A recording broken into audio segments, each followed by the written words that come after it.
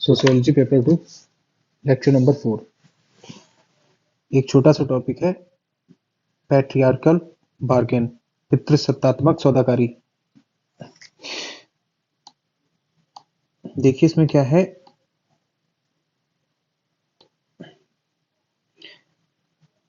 एक लेखिका थी जो कि नारीवादी लेखिका थी।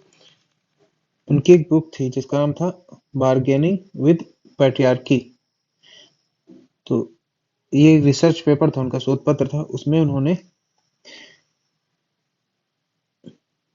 और जो नारीवादी लेखिका थी उनका नाम था डेनिज कांडियोती। डेनिज कांडियोती एक नारीवादी लेखिका थी। उन्होंने अपने शोध पत्र बार्गेनिंग विद पैट्रियार्की, जो कि इन्होंने 1988 में प्रकाशित किया था अपना रिसर्च पेपर, उन्होंने इस अवधारणा को दिया था पितृसत्तात्मक सौदाकारी, पैट्रियार्कल बार्गेन। इस अवधारणा में उन्होंने बताया कि जो एक पितृसत्तात्मक समाज होता है उसमें महिलाओं द्वारा पितृसत्तात्मक व्यवस्थाओं को स्वीकार कर लिया जाता है और एक महिला होने के नाते जो लाभ उसे पितृसत्तात्मक समाज में मिल सकते हैं उन्हें प्राप्त करने की प्रक्रिया को संबोधित करती है। अर्थात एक महिला है, वो पितृसत्तात्मक समाज का विरोध नहीं कर रही है, जब बल्कि पितृसत्तात्मक समाज को स्वीकार करती है और पितृसत्तात्मक समाज में जो व्यवस्थाएं हैं, व्यवस्थाओं को स्वीकार कर उसमें जो महिला होने के नाते उनको जो लाभ मिल सकते हैं उन वो लाभ लेने की कोशिश करी, मतलब एक तरह की सौदेकारी करी, पितृसत्तात्मक सौदेकारी। ये जो लाभ है जो वो चाहती है वो आर्थिक हो सकते हैं, भावनात्मक हो सकते हैं और सामाजिक भी हो सकते हैं। ये लाभ आर्थिक, सामाजिक, भावनात्मक हो सकते हैं।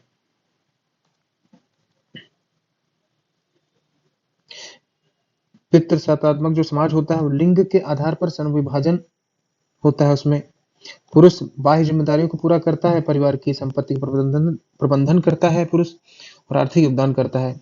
पुरुष क्या करता है पितृसत्तात्मक समाज में? बाह्य जिम्मेदारियों को पूरा करता है, परिवार की संपत्ति का प्रबंधन करता है एवं आर्थिक योगदान करता है।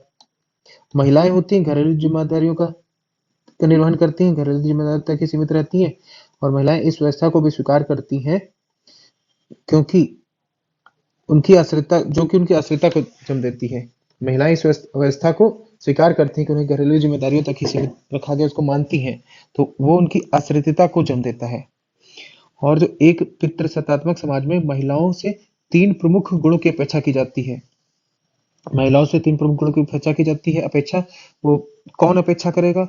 या तो उसके बच्चे हो सकते हैं या पति हो सकते हैं। तो कौन से गुण हैं जो कि महिलाओं से, एक महिला होने के नाते उनसे अपेक्षा की जाती है कि उसके अंदर वो गुण हो? पहला है उसके अंदर बचपना हो, वह कामुक हो, तीसरा मातृत्व भाव की धनी हो। ये तीनों ही चरित्र विरोधाभासी हैं जिसकी अपेक्षा अभिभावक, पति, बच्चे रखते हैं। महिलाएं इस चुनौती को भी स्वीकार करती हैं ताकि वे इससे संबंधित लाभ से वंचित न रह जाएं। महिलाओं से अगर अपेक्षा की जा रही किसी चीज की, तो महिलाएं उसको स्वीकार भी करती हैं कि ठीक है हम ऐसा बनेंगे, क्योंकि उनको लगता है कि कहीं महिला होने के नाते पितृसत्तात्मक समाज में वो वंचित न रह जाएं। और इस पितृसत्तात्मक व्यवस्था को स्वीकार करने की प्रक्रिया में महिलाएं क्या करती हैं? स्वयं इस पितृसत्ता को पुनः स्थापित करती हैं, प्रतिस्थापित करती हैं।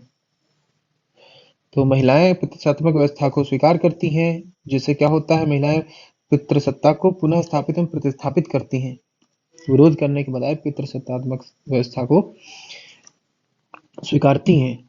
और एक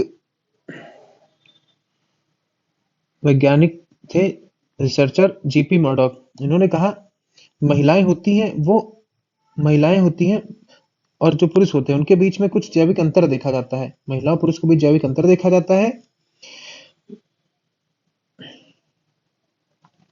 महिलाएं शारीरिक रूप से कमजोर होती हैं, जीपी मर्डॉक का मानना था महिलाएं शारीरिक रूप से कमजोर होती हैं और पुरुष सशक्त होते हैं। यही कारण है कि लिंग पर आधारित जो श्रम विभाजन की व्यवस्था है प्रत्येक समाज में देखी जाती है। आखिर उनका मानना था कि प्रत्येक समाज में लिंग पर आधारित श्रम विभाजन की व्यवस्था समान क्यों है? तो उनका मानना था क्योंकि जो महिलाएं और पुरुष हैं उनके बीच में कुछ जैविक अंतर होते हैं और इसी आधार पर जो श्रम विभाजन की व्यवस्था इसी आधार पर देखी जाती है। लेकिन इसका खंडन करते हुए एक समाजशास्त्री थे एन ओकले। ये ब्रिटिश नारीवादी समाजशास्त्री थे। इन्होंने मर्डॉक के इन विचारों का खंडन किया और इन्होंने बोला, एक समाज में लिंग पर आधारित श्रम विभाजन की व्यवस्था महिलाओं एवं पुरुषों की शारीरिक संरचना पर आधारित नहीं होती है। किसी समाज में श्रम विभाजन की व्यवस्था महिलाओं एवं पुरुष के शारीरिक संरचना पर आधारित न होकर समाज की संस्कृति पर आधारित होती है एवं समाज की मान्यताओं पर आधारित होती है कि कौन सी भूमिका पुरुषों को प्रदान की जाए एवं कौन सी महिलाओं को। तो एन ओकले थे। इन्होंने जीपी मर्डॉक के जो उन्होंने बोला था कि महिला पुरुषों के बीच जैविक अंतर होता है, इसीलिए श्रम विभाजन की व्यवस्था प्रत्येक समाज में समान पाई जाती है, उसका खंडन किया। एक छोटा सा टॉपिक था, इसके आगे हम लेक्चर नंबर 5 लेके आएंगे, दहेज प्रथा, डाउरी सिस्टम।